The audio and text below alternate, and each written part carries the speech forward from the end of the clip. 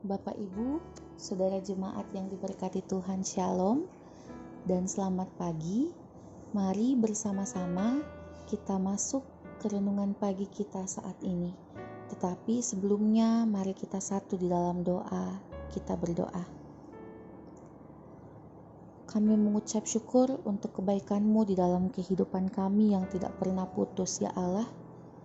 Dan sekaligus pada pagi hari ini kami juga meminta pertolongan-Mu agar kami mampu untuk mengerti setiap firman-Mu dan kami dimampukan untuk menjadi pelaku firman. Inilah doa kami, di dalam nama Tuhan Yesus Firman yang hidup kami sudah berdoa. Amin. Ayub pasalnya yang ke-11, ayatnya yang ke-13 hingga ayatnya yang ke-15 yang mengatakan, "Jikalau engkau ini menyediakan hatimu dan menadahkan tanganmu kepadanya, jikalau engkau menjauhkan kejahatan dalam tanganmu dan tidak membiarkan kecurangan ada dalam kemahmu, maka sesungguhnya engkau dapat mengangkat mukamu tanpa celah dan engkau akan berdiri teguh dan tidak akan takut."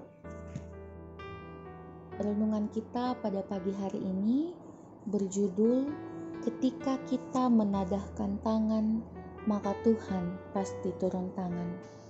Bapak Ibu Saudara, kita mengenal ungkapan berani karena benar, takut karena salah. Tetapi ungkapan ini terlalu standar. Ungkapan Zofar, sahabat Ayub, lebih komplit. Zofar mengatakan bahwa jikalau engkau menyediakan hati dan menadahkan tangan kepada Tuhan, menjauhkan kejahatan dan kecurangan, maka kehidupanmu ke depan akan cemerlang, aman, dan tentram.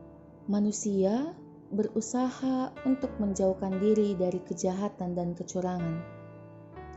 Karenanya, ada hukum yang diberlakukan bagi mereka yang jelas-jelas terbukti melakukan kejahatan dan kecurangan. Tapi dalam kenyataan, kejahatan dan kecurangan masih tetap ada dan kita alami. Kadang-kadang malahan kejahatan dan kecurangan itu sepertinya secara sengaja diarahkan kepada kita. Kita menjauhinya, akan tetapi apa yang kita jauhi itu justru diberlakukan kepada kita. Lalu, Bapak Ibu Saudara jemaat, bagaimana kita harus memahami kenyataan ini? Dunia ini rusak sejak manusia jatuh ke dalam dosa. Kerusakan ini dicirikan oleh adanya kejahatan dan kecurangan. Upaya manusia untuk mengakhiri kejahatan dan kecurangan di atas bumi ini selalu berakhir dengan kesia-siaan. Saran yang diberikan Zofar bukanlah agar kejahatan dan kecurangan terhapus dari muka bumi, tetapi Bapak Ibu, supaya kejahatan dan kecurangan itu tidak menghancurkan pribadi kita.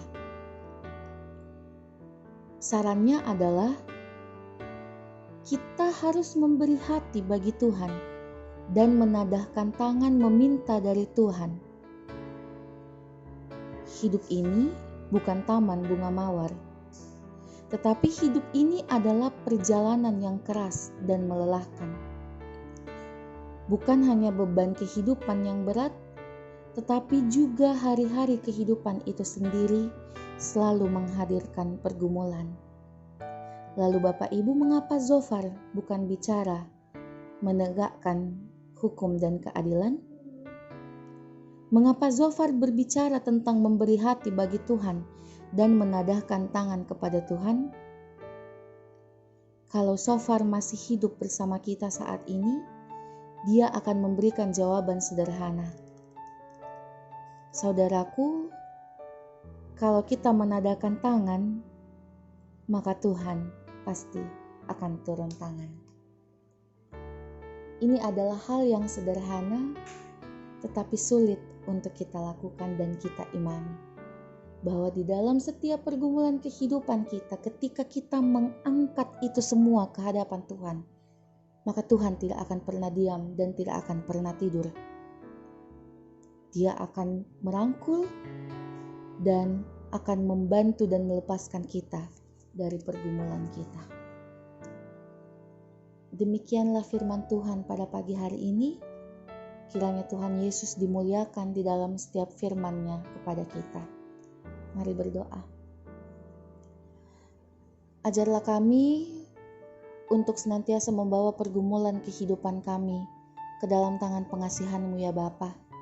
Karena kami tahu bahwa Tuhan akan selalu turun tangan ketika kami menadahkan tangan untuk meminta pertolongan.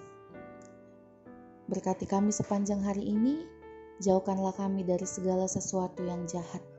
Jadikanlah kami untuk menjadi saluran berkat bagi orang-orang di sekitar kami.